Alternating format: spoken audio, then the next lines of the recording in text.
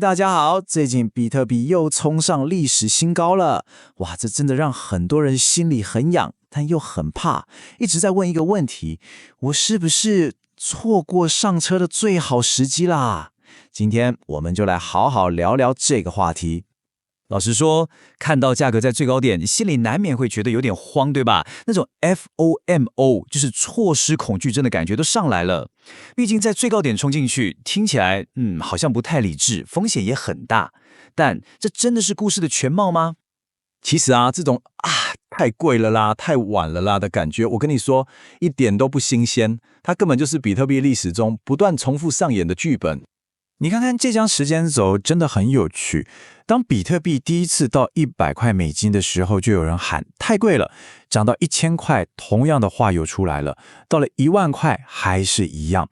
每一次，只要比特币站上一个新的心理关卡，市场上永远都会充满那种到顶了啦，不能再涨了的声音。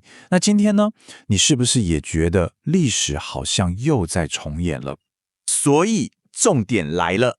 如果我们只是一直盯着那个价格数字，真的很容易被吓到。但真正驱动这一切的是更底层的东西，也就是比特币天生的稀缺性跟全世界采用率不断增加这两股力量的拉扯。好，那既然讲到基本面，我们就先来看看最重要的指标之一，到底现在全世界有多少人是真的持有比特币了？毕竟采用率才是一个资产有没有长期潜力的关键，对吧？没错，问题就在这里。我们到底是在整个发展的早期、中期还是晚期？想知道答案，就得先搞清楚到底有多少人已经进场了。接下来的数据可能会让你吓一跳哦。你看这张图是美国银行的调查，而且它的调查对象是那些本来就有在做投资的人哦。结果呢，即使是在这群相对了解金融市场的投资人里面，竟然还有高达60%的人，他们的投资组合里是完全没有加密货币的。你想想看，就连投资人都是这样了，那你身边的朋友圈又有多少人真的有买？这就代表潜在的成长空间还非常非常大。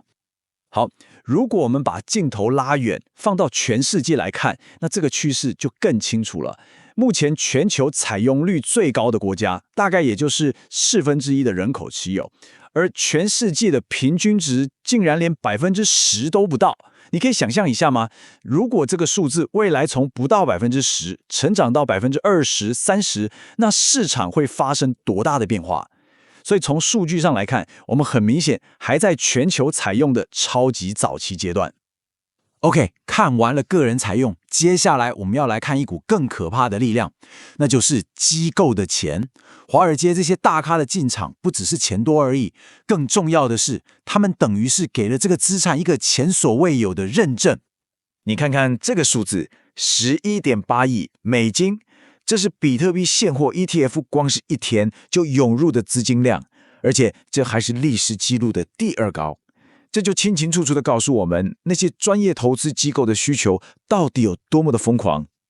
而这张对比图更能说明一切。你看，左边是追踪标普500的 ETF， 代号 VOO， 它就像一只稳健的乌龟，花了整整2000天才达到1000亿美金的规模。那右边呢是贝莱德的比特币 ETF IBIT， 它根本就是一台火箭，只花了450天就达成了同样的目标。这种成长速度在金融史上是从来没有发生过的。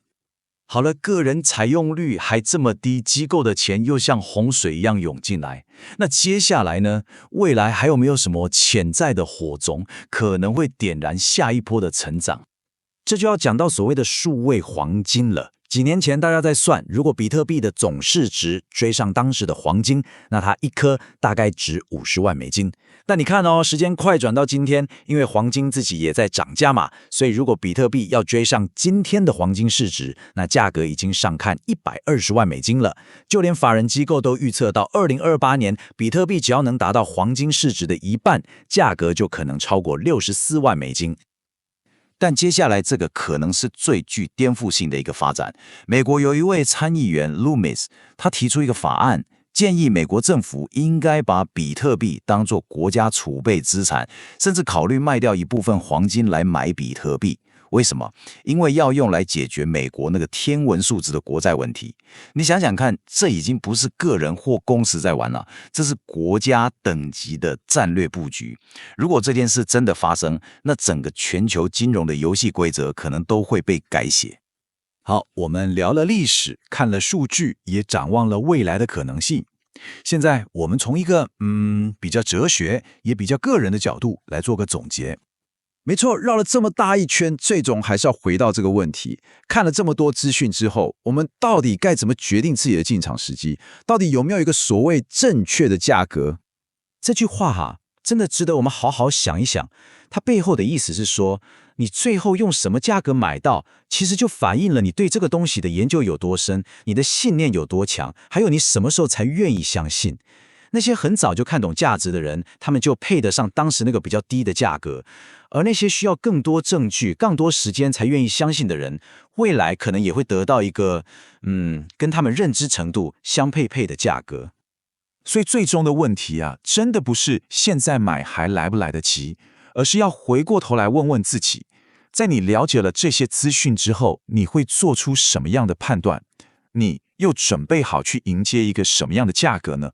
这是一个留给我们每个人的思考题，希望今天的内容能带给你一些不一样的看法。